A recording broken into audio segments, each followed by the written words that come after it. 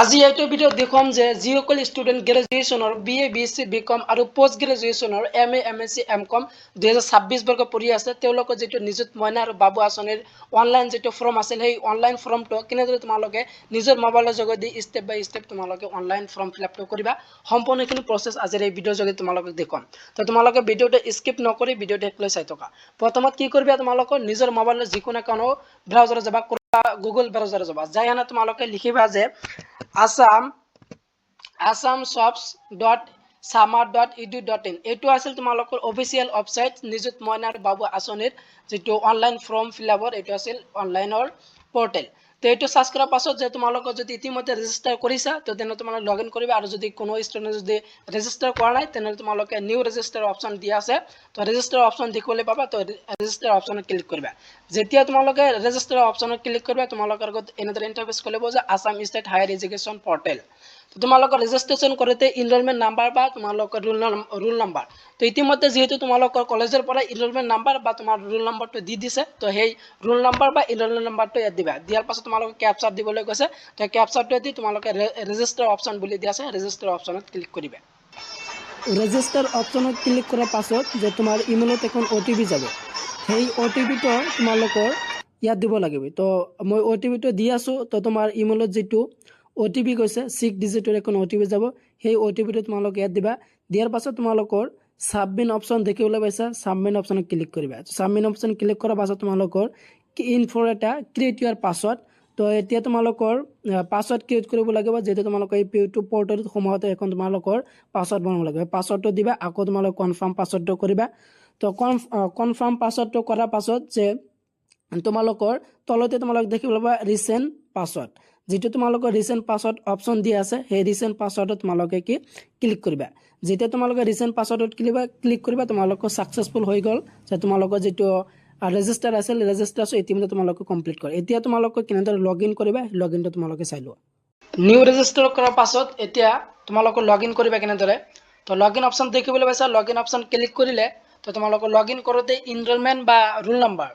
তো enrolment number বা যেটো ৰোল নাম্বাৰ আছে সেইটো দিবা আৰু পাছৱৰ্ড যে ইতিমধ্যে যেটো পাছৱৰ্ড ক্ৰিয়েট কৰিলে সেই পাছৱৰ্ডটো দিবা আৰু তোমাৰ এটা ক্যাপচা আহিব এই ক্যাপচাটো দিবা দিয়াৰ পাছত লগইন অপচন দেখিবলৈ পাইছা তেনেদৰে লগইনটো কৰি লবা তো লগইনটো কৰাৰ পাছত যে তোমাৰ এখন আই কাৰ্ড আহিব তো আই কাৰ্ড তেনেদৰে থাকিব তোমালোকৰ আই কাৰ্ড দেখিবলৈ পাবা তো ইয়াৰ পৰা তোমালোকৰ নিযুত মইনা আৰু বাবু আঁচনি কেনেদৰে ফিল আপ কৰিবা সেইটো চোৱা তো যিসকল ষ্টুডেণ্ট মোবাইলৰ পৰা কৰি আছে তো মোবাইলৰ পৰা কৰা ছাত্ৰ ছাত্ৰীসকলৰ লেফট সাইডত তিনিটা ডট পাব তো তিনিটা ডটত ক্লিক কৰিলে ড্যাশবোৰ্ডটো এনেদৰে খোল খাব তো ড্যাশবোৰ্ডটো খোল খোৱাৰ পাছত একেবাৰে হেকৰ ফালে আহিবা হেকৰ ফালে স্কলাৰশ্বিপ এটা অপচন বুলি দিয়া আছে সেই অপচনত ক্লিক কৰিবা যেতিয়া তোমালোকে অপচনত ক্লিক কৰিবা তোমালোকৰ আগত এনেদৰে ইন্টাৰফেস খুলিব যে তোমালোকে নিযুত মইনা নে নিযুত বাবু আঁচনি ফিল আপ কৰিবা সেইটো আহিব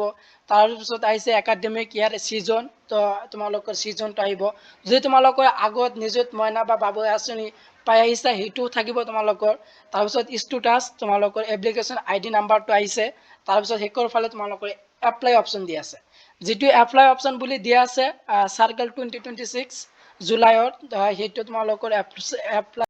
কৰিবা তো এপ্লাই ক্লিক কৰিলে তোমালোকৰ স্কলাৰশ্বিপ ডিটেইলছ এণ্ড আপলোডছ তো এতিয়া তোমালোকৰ স্কলাৰশ্বিপ ডিটেইলছ এণ্ড আপলোডছ ডকুমেন্ট কৰিব লাগিব তো প্ৰথম বেংক ডিটেইলছ তো বেংক ডিটেইলছ তো বেংক নেম তো তোমাৰ বেংক নেমটো লিখিব লাগিব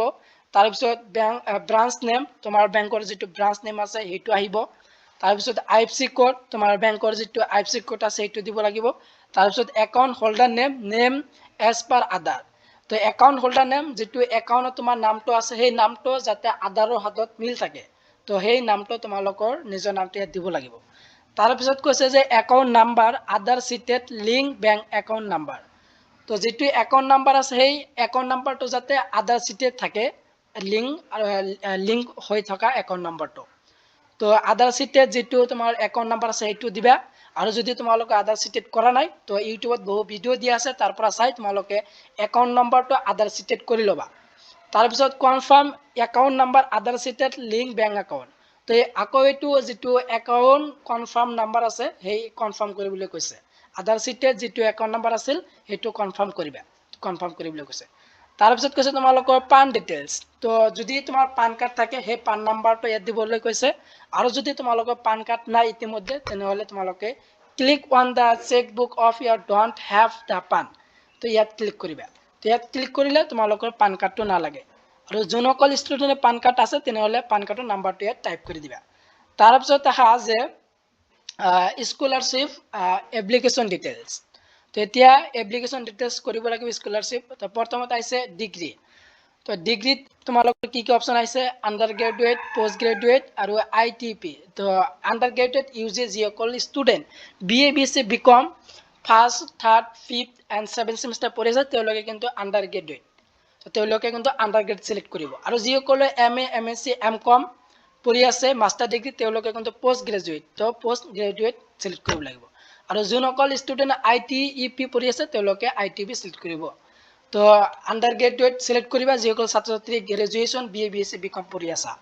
তাৰপিছত আহিছে প্ৰগ্ৰাম নেচাৰ তো program nature self finance course তো তোমালোকে যেটো পঢ়ি আছে এটো ৰেগুলাৰ পঢ়া নে তোমালোকে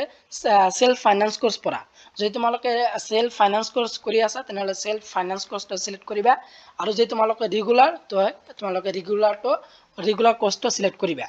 তাৰপিছত কৈছে are you a permanent resident of Assam তো তোমালোকে অসমৰ বাহিন্দা হয় নে নহয় তো নিশ্চয় তোমালোকে অসমৰ বাহিন্দা যদি তোমালোকে অসমৰ বাহিন্দা হয় তেনেহলে এস অপশনটো টিক মাৰ্ক দিবা ইয়াৰ পিছত যে মেৰিটাল ষ্টেটাস অফ দা এপ্লিকেন্ট তো ইয়াত ক্লিক কৰিলে প্ৰথমতে আছে মেৰিড তাৰপিছত আছে উইডোড তাৰপিছত আছে ডিভোৰ্স আৰু হেকটা আছে আনমেৰিড তো যদি তোমালোকে ইতিমধ্যে বিবাহ কৰিছা তেনেহলে তোমালোকে মেৰিডটো সিলেক্ট কৰিবা আৰু যিসকল ষ্টুডেণ্ট BA BSc BCom পঢ়ি আছে তেওঁলোকে যদি বিবাহ ইতিমধ্যে কৰিছে তেওঁলোকে কিন্তু এই স্কিমটো নাপায় আৰু যিসকল ষ্টুডেণ্ট MA MSc MCom পঢ়ি আছে তেওঁলোকে যদি বিবাহ কৰিছে তেওঁলোকে কিন্তু এই স্কিমটো পাব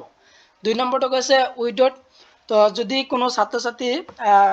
বিধৱা হৈছে স্বামী বা পত্নী মৃত্যু হৈছে তেওঁলোকে কিন্তু এইটো সিলেক্ট কৰিব লাগিব আৰু ডিভোৰ্সটো ইতিমধ্যে যদি তোমালোকৰ ডিভোৰ্স হৈ থাকে তেনেহলে ডিভোৰ্সটো সিলেক্ট কৰিবা আৰু তোমালোকৰ যদি বিবাহ কৰা নাই তেনেহলে তোমালোকে আনমেৰিডটো সিলেক্ট কৰিবা তো গ্ৰেজুৱেশ্যনত পঢ়া ষ্টুডেণ্টে কিন্তু আনমেৰিডটো সিলেক্ট কৰিব লাগিব মেৰিট সিলেক্ট কৰিব কোনসকল ষ্টুডেণ্টে যিসকলে MA MSc MCom PG পঢ়ি আছে তেওঁলোকে কিন্তু বিবাহ কৰিলে কিন্তু এই স্কিমটো পাব তাৰপিছত দুই নম্বৰ তাৰপিছত দিয়া আছে যে ইনষ্টিটিউট ৰিকগনাইজড ট্ৰি সাৰ্ভে তো তুমি যেটো কলেজত অধ্যয়ন কৰি আছা তো সেই কলেজত ইতিমধ্যে তোমালোকে গছ ৰোপণ কৰিছে নে নাই হেতু সুধিছে তোমালোকে ইয়েস অপশনটো টিক মাৰ্ক দিবা তাৰপিছত কৈছে যে ৰিলিজন অফ দা এপ্লিকেন্ট তো তোমালোকৰ ৰিলিজনটো দিবলৈ কৈছে যে তোমালোক কোনটো ধৰ্মৰ হয় ধৰ্মটো তোমালোকে ৰিলিজনটো ইয়াত সিলেক্ট কৰি ল'বা ইয়াৰ পিছত যে ৰিসাইডেন্স এৰিয়া টাইপ ৰুৰেল আৰু আৰবেন তো তোমালোকে নগৰ বা চহৰ নে গাঁৱত বাস কৰা হেতু তোমালোক সিলেক্ট কৰিবলৈ কৈছে যে ৰুৰেল কোনসকল যিসকল ছাত্ৰ ছাত্ৰী ভিলেজ বা গাঁৱত বাস কৰিছে তেওঁলোকে ৰুৰেল সিলেক্ট কৰিব আৰু যিসকলে টাউন বা সিটি বা নগৰ বা চহৰত বাস কৰিছে তেওঁলোকে আৰবেন সিলেক্ট কৰিব তাৰপিছত দিয়া আছে যে gram panchayat village council development committee বা ওয়াৰ্ড তো এইটো কি প্ৰথমটো আছে ওয়াৰ্ড গ্ৰাম পঞ্চায়ত আৰু ভিলেজ কাউন্সিল ডেভেলপমেন্ট কমিটি তো যিসকল ষ্টুডেণ্ট গ্ৰামত বসবাস কৰি আছে ভিলেজত তেওঁলোকক গ্ৰাম পঞ্চায়ত দিব লাগিব আৰু যিসকল ছাত্ৰ ছাত্ৰী ভিলেজ বা টাউন চহৰত বা নগৰত বাস কৰে তেওঁলোকক ওয়াৰ্ড দিব লাগিব আৰু কোনো ছাত্ৰ ছাত্ৰী যদি ওয়াৰ্ড বা গ্ৰাম পঞ্চায়তৰ আন্ডাৰত নহয় তেওঁলোকে কিন্তু ভিলেজ কাউন্সিল ডেভেলপমেন্ট কমিটি এটো সিলেক্ট কৰিব লাগিব তাৰপিছত দিছে ভিলেজ অৰ টাউন অৰ সিটি তো তুমি ভিলেজত বাস কৰা নে টাউনত নে সিটিত হেটো সিলেক্ট কৰিবা যদি ভিলেজত বাস কৰা ভিলেজটো সিলেক্ট কৰিবা যদি টাউনত বা তোমালোকে সিটিত বাস কৰা তো হেটো সিলেক্ট কৰি ল'বা তাৰপিছত কৈছে এপ্লিকেন্ট ডিস্ট্ৰিক্ট তো তুমি কোনখন ডিস্ট্ৰিক্টত বসবাস কৰি আছা এই ডিস্ট্ৰিক্টটো ইয়াত সিলেক্ট কৰিব লাগিব তো ইয়াত তোমালোকে ডিস্ট্ৰিক্টটো সিলেক্ট কৰিবা তাৰপিছত ব্লক নেম তোমালোকে উন্নয়ন খণ্ড তোমাৰ নিজৰ উন্নয়ন খণ্ড কোনটো হয় ব্লক নেম কোনটো হয় সেই ব্লক নেমটো ইয়াত দিবা তাৰপিছত কৈছে তোমালোকে পুলিচ ষ্টেচন তোমালোকে থানা কোনটো হয় এই পুলিচ ষ্টেচন ইয়াত দিবা তাৰপিছত তোমালোকৰ নেম অফ LAC তো তোমালোকৰ বিধানসভা সমষ্টি তোমাৰ বিধানসভা সমষ্টিৰ নামটো কি বিধানসভা সমষ্টিৰ নামটো ইয়াত দিবা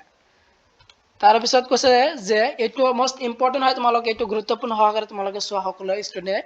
name of the institution from which passed তোমালোকে লাষ্ট কোন মহাবিদ্যালয় বা বিদ্যালয় পাছ কৰি আহিছা হেতু তোমালোকে ইয়াত দিবলৈ কৈছে যিসকল ছাত্ৰ ছাত্ৰী BA BSc BCom first semester পঢ়ি আছে তো তেওঁলোকে যেটো HS সেকেন্ড ইয়াৰ যিখন কলেজত বা স্কুলত পাছ কৰি আছে সেই কলেজ বা স্কুলৰ ইয়াৰ নামটো লিখিব লাগিব তো তোমালোকে কিন্তু নাম বিলাক ক্যাপিটাল লেটাৰত লিখিবা তো তোমালোকে যিখন স্কুল বা মহাবিদ্যালয় তোমালোকে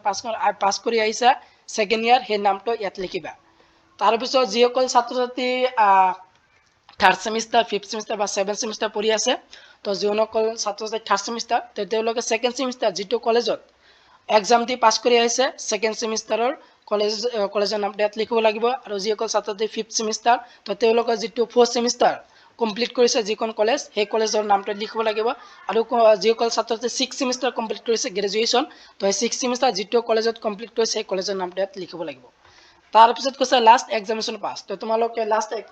এক্সামিনেশ্যন পাছ কি এক্সামিনেশ্যন পাছ কৰিছে এইটো। তো যিসকল ছাত্ৰী BA BSc BCom first semester পঢ়ি আছে তেওঁলোকে যি ইতিমধ্যে HS ছেকেণ্ড ইয়াৰ পাছ কৰিছে তেওঁলোকে হায়াৰ ছেকেণ্ডেৰীত লিখিব। আৰু যিসকলে থাৰ্ড সেমিষ্টাৰ পঢ়ি আছে তেওঁলোকে ছেকেণ্ড সেমিষ্টাৰ লিখিব। আৰু যিসকল ছাত্ৰ ছাত্ৰী ফিফথ সেমিষ্টাৰ তেওঁলোকে ফ'ৰ্থ সেমিষ্টাৰ লিখিব। আৰু যিসকল ছাত্ৰ ছেভেন্থ সেমিষ্টাৰ গ্ৰেজুৱেশ্যন তেওঁলোকে কিন্তু ইয়াত ছিক্স সেমিষ্টাৰ লিখিব লাগিব। তাৰপিছত কৈছে year of last examination pass, তো তোমালোকৰ যিটো লাষ্ট এক্সামিনেশ্যন পাছ যিটো কৰিছে ইয়াত ইয়াৰটো লিখিবলৈ কৈছে। তো তোমালোকে লাষ্ট এক্সামিনেশ্যন পাছৰ ইয়াৰটো ইয়াত লিখিবা। তাৰপিছত roll number of last examination pass, তো তোমালোকে ইয়াত ৰোল নাম্বাৰটো লিখিব লাগিব। তো যিসকল ষ্টুডেণ্ট ফাৰ্ষ্ট সেমিষ্টাৰ তো তেওঁলোকৰ যিটো ছেকেণ্ড ইয়াৰৰ এডমিট কাৰ্ডত যিটো ৰোল নাম্বাৰ দিয়া আছে তো সেই ৰোলটো কেনেদৰে লিখিব। প্ৰথমে তোমালোকৰ ৰোল নাম্বাৰটো এনেদৰে লিখিবা, লিখি তোমালোকৰ হাইফেন দি তোমালোকে প্ৰথমে ৰোলটো লিখিবা। তাৰপিছত তোমালোকে হাইফেন দি তোমালোকে নাম্বাৰটো এনেদৰে লিখিবা। হাইফেন দি এনেদৰে তোমালোকে ৰোল নাম্বাৰটো লিখিব লাগিব। মই যেনেদৰে লিখি দিছোঁ তোমালোকে এডমিট কাৰ্ডটো চাই এনেদৰে লিখিবা। আৰু যিসকলে থাৰ্ড সেমিষ্টাৰ, ফিফথ সেমিষ্টাৰ আৰু ছেভেন্থ সেমিষ্টাৰ পঢ়ি আছে তেওঁলোকে যিহেতু এডমিট কাৰ্ডত গুৱাহাটী ইউনিভাৰ্চিটিৰ বা ডিব্ৰুগড় ইউনিভাৰ্চিটিৰ ৰোল নাম্বাৰটো দিয়া আছে, তো সেই ৰোল নাম্বাৰটো চাই এডমিট কাৰ্ডৰ ইয়াত তোমালোকে লিখি দিবা।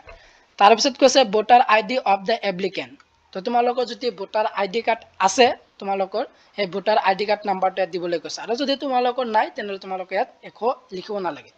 তাৰপিছত কৈছে জিঅ'গ্ৰাফি লেভেল, তো জিঅ'গ্ৰাফি লেভেলত তোমালোকে আছাম অপশ্যন দি আছে, আছামটো চিলেক্ট কৰিবা।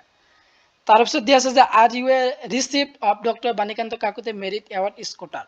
তো ইতিমধ্যে তোমালোকে doctor Banikanta Kakati merit award বা স্কুটি পাইছা নেকি? যদি পোৱা তেনেহ'লে তোমালোকে এছ দিবা। আৰু যদি তোমালোকে নাই পোৱা তেনেহ'লে তোমালোকে নো। যদি তোমালোকে ইয়াত এছ দিয়া তেনেহ'লে কিন্তু তোমালোকে এই স্কিমটো নাপাবা। তো যোনসকল ছাত্ৰ ছাত্ৰী doctor Banikanta Kakati merit award বা স্কুটি যিসকল ছাত্ৰ ছাত্ৰী পাইছে তেওঁলোকে কিন্তু এই নিযুত মইনা বা বাবু আঁচনি তেওঁলোকে কিন্তু নাপায়। তাৰপিছত দিয়া আছে তোমালোকৰ ডকুমেণ্ট আপলোডছ, তো এতিয়া তোমালোকৰ ডকুমেণ্ট আপলোড কৰিব লাগিব। কি কি ডকুমেণ্ট আপলোড কৰিব লাগিব সেইটো চোৱা। তো আপলোড কেঞ্চেলড চেক অৰ পাছবুক, তো তোমালোকৰ বেংকৰ পৰা যদি কেঞ্চেল চেক থাকে সেইটো দিবা। আৰু যদি তোমালোক সেইটো নাই তেনেহ'লে তোমালোকৰ পাছবুক, তো তোমাৰ যিটো পাছবুক আছে তো বেংকৰ যিটো পাছবুক তো প্ৰথম পেজটো ফটো মাৰি লৈ তোমালোকে JPG ফৰ্মেটত 2 MB সাইজত তোমালোকৰ এই JPG ফৰ্মেটটো কৰি তোমালোকে পাছবুকটো ইয়াত আপলোড কৰিব লাগিব। এটাহে তোমালোকৰ ইয়াত ডকুমেণ্ট আপলোড কৰিব লাগে। তাৰপিছত তোমালোকৰ please red and the accept carefully, তো তোমালোকৰ এই গোটেইবিলাক পঢ়িবা, পঢ়ি চাই হেনে তোমালোকে এইটো টিক মাৰ্ক দিবা। তো গোটেইবিলাক তোমালোকে ইয়াত টিক মাৰ্ক দিব লাগিব। মই যেনেদৰে টিক মাৰ্ক দি আছোঁ তোমালোকে এনেদৰে টিক মাৰ্ক দি দিবা। দিয়াৰ পাছত সেভ এণ্ড নেক্সট অপশ্যন যিটো অপশ্যন দি আছে সেভ এণ্ড নেক্সট অপশ্যন মাৰিবা। সেভ এণ্ড নেক্সট মাৰাৰ পিছত তোমালোকৰ আগত এনেদৰে আহিব যে প্লিজ ভেৰিফাই ইউৰ ডিটেইলছ, তো তোমালোকৰ প্ৰিভিউ আহিব। তো যিবিলাক তোমালোকে ইতিমধ্যে ফৰ্ম ফিল আপ কৰিলে গোটেইবিলাক আহিব, তোমালোকে গোটেইবিলাক চাবা তোমালোকৰ সকলোবিলাক ঠিক আছে নে নাই। যদি তোমালোকৰ কিবা ভুল হৈছে তো ভুল যদি থাকে তেনেহ'লে তোমালোকে এডিট অপশ্যন দেখিব লৈছে, এডিট কৰি তোমালোকে আকৌ শুদ্ধ কৰি ল'ব পাৰা। আৰু যদি তোমালোক সকলোবিলাক ঠিকেই থাকে তেনেহ'লে তোমালোকে ছাবমিট অপশ্যন দেখিব লৈছে, ছাবমিট অপশ্যনত ক্লিক কৰিবা। ছাবমিট অপশ্যনত ক্লিক কৰাৰ পাছত যে তোমাৰ আগত এনেদৰে ইণ্টাৰফেচ খুলিব যে আধাৰ অথেণ্টিকেশ্যন, তো ইয়াত তোমাৰ আধাৰ নম্বৰটো দিব লাগিব। তো ইয়াত তুমি আধাৰ নম্বৰটো তোমাৰ নিজৰ আধাৰ নম্বৰটো টাইপ কৰিবা। তাৰপিছত চেণ্ড OTP অপশ্যন দি আছে, তো আধাৰ নম্বৰটো দিয়াৰ পাছত চেণ্ড OTPত মাৰিবা। তো OTPত মাৰিলে তোমালোকৰ আধাৰৰ লগত যিটো ফোন নম্বৰ লিংক হৈ আছে সেই ফোন নম্বৰত তোমাৰ OTP যাব। সেই OTPটো তোমালোকে ইয়াত টাইপ কৰিব লাগিব। ইণ্টাৰ OTP দিয়া আছে, তো ইণ্টাৰ OTPটো তোমালোকে ইয়াত দিবা। তো OTPটো মই দি আছোঁ, তো ঠিক তোমালোকে এনেদৰে OTPটো দি দিবা। তো OTPটো দিয়াৰ পাছত যে তোমালোকে তলত যিটো ভেৰিফাই এণ্ড কণ্টিনিউ অপশ্যন দি আছে, তো ভেৰিফাই এণ্ড কণ্টিনিউ যিটো অপশ্যন দি আছে তোমালোকৰ, তো তাত তোমালোকে কি কৰিবা, তাত তোমালোকে ক্লিক কৰিবা। যেতিয়া তোমালোকে ক্লিক কৰিবা তোমালোকৰ আগত যে এনেদৰে ইণ্টাৰফেচ খুলিব যে এপ্লিকেশ্যন চেভ ছাকচেছফুল। তো ইতিমধ্যে তোমালোকৰ যিটো অনলাইনৰ যিটো প্ৰচেছ আছিল নিযুত মইনা আৰু বাবু আঁচনি ইতিমধ্যে তোমালোকৰ কমপ্লিট হ'ল। তো এপ্লিকেশ্যন চেভ ছাকচেছফুল অপশ্যন আহিছে। তো হোৱাৰ পাছত তোমালোকৰ তলত গ' টু ডাছবৰ্ড অপশ্যন দি আছে। গো টু ড্যাশবোৰ্ড অপশনত ক্লিক কৰাৰ পাছত যে তোমালোকৰ যে ইনফো মেইল সেন্ড সাকসেসফুল তো তোমালোকৰ এখন ইমেইলত মেসেজ যাব যে তোমালোকে ইতিমধ্যে অনলাইন নিযুত মইনা বা বাবু আঁচনি অনলাইনটো ফৰ্ম ফিল আপটো কৰিলা সেই মেসেজটো তোমালোকে ইমেইলত যাব এতিয়া তোমালোকে চোৱা যে তোমালোকৰ কলেজত কি কি ডকুমেন্ট জমা দিব লাগিব সেইটো চোৱা তো প্ৰথমত যেটো তোমালোকৰ অনলাইন যেটো নিযুত মইনা বা আবু আঁচনি যেটো অনলাইন কৰিলা সেইটো তোমালোকক ডাউনলোড কৰিব লাগিব সেইটো কেনেদৰে কৰিবা তোমালোকে ড্যাশবোৰ্ডত আহিবা ড্যাশবোৰ্ড আহি তোমালোকে স্কলাৰশিপ অপশন যেটো দিয়া আছে তো স্কলাৰশিপ অপশনত ক্লিক কৰিবা ক্লিক কৰাৰ পাছত যে তোমালোকৰ যেটো জুলাই 2026 এপ্লিকেশন যেটো আইডি আছিল সেই এপ্লিকেশন আইডিটো আৰু ভেৰিফিকেশন পেন্ডিং তো এইটো যেটো আছে এইটো এই পেজটো তোমালোকে প্ৰিন্ট কৰি হোনা তোমালোকৰ ইয়াৰ লগত যেটো নিযুত মইনা বা বাবু আঁচনি আছে এই ফৰ্মটো ফিল আপ কৰি হোনা আৰু তোমাৰ আধাৰ কাৰ্ড আৰু তোমাৰ পাছবুক আৰু এই অনলাইন ৰিসিপ্টটো এই চাৰিটা ডকুমেন্ট লৈ তোমাৰ নিজৰ কলেজত জমা দিব লাগিব তো এইটো তোমালোকৰ আছিল নিযুত মইনা আৰু বাবু আঁচনিৰ অনলাইন ফুল প্ৰসেস তো ভিডিওটো ইমান আছিল ভিডিওটো লৈ চাই থকাৰ বাবে তোমালোকক সকলোকে ধন্যবাদ জনাও জয় আই অসম